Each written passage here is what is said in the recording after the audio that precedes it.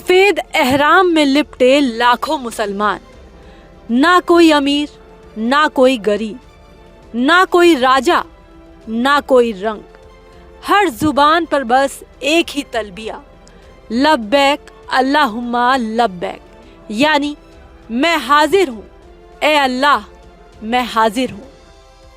भीषण गर्मी, 50 डिग्री का पारा, लेकिन हाजियों की अकीदत के सामने मानो मौसम भी सजदा कर रहा हो।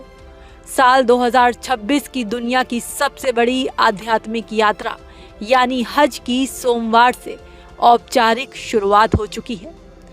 इस्लामिक चंद्र कैलेंडर का आखिरी महीना जिलहिज्जा होता है। 8वें जिलहिज्जा को हज का पहला दिन माना जाता है, जिसे यौम तरविया कहते हैं। इसी दिन लाखों हाजी सिटी ऑफ टेंट्स यानी मीना पहुंचते हैं। दूर से देखने पर यह इलाका सफेद समंदर जैसा दिखता है।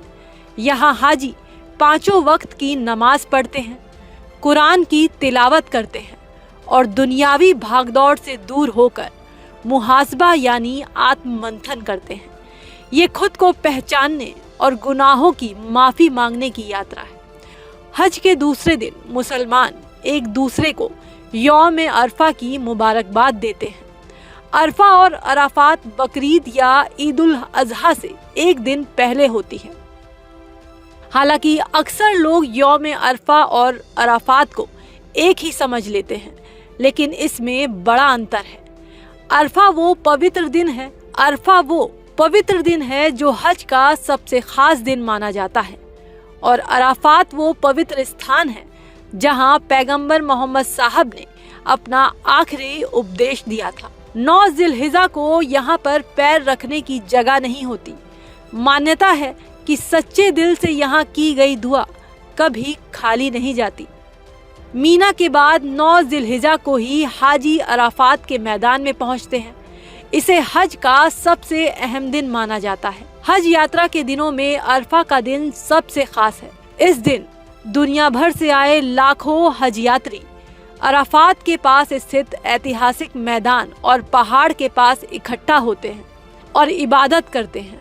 इसके बाद मुज़दलिफा में रात बिताई जाती है और फिर रमी अल जमरात यानी शैतान को कंकरी मारने की रस्म अदा की जाती है।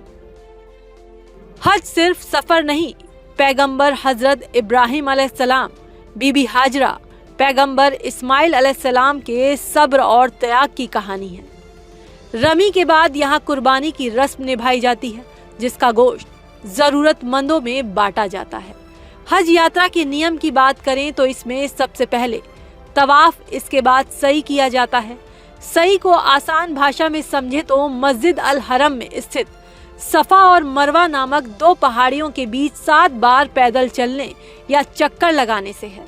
इसके बाद हज यात्री मक्का से मीना नाम की जगह की ओर जाते हैं और वहां पर रात भर इबादत करते हैं।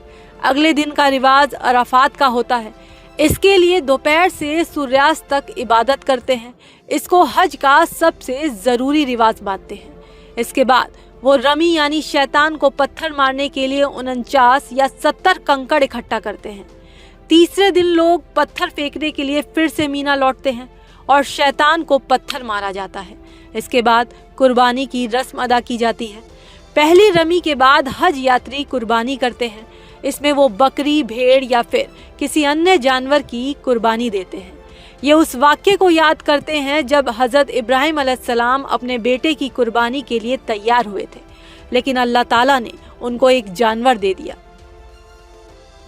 इस बार भारत के दिल्ली, मुंबई, लखनऊ और हैदराबाद जैसे बड़े शहरों से विशेष विमानों के जरिए हजारों भारतीय इस पाक सफर पर पहुंचे हैं। कई ऐसे बुजुर्ग हैं जिन्होंने जीवन भर पाई पाई जोड़कर इस सपने को सच किया है। मान्यता है कि मुकम्मल हज के बाद इंसान ऐसे पाक साफ हो जाता है जैसे एक नवजात शिशु।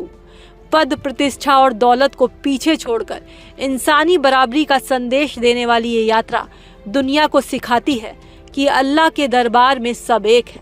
फिलहाल हज के मौके पर दुनिया भर से 15 लाख से ज्यादा मुसलमान इस वक्त सऊदी अरब में जमा है।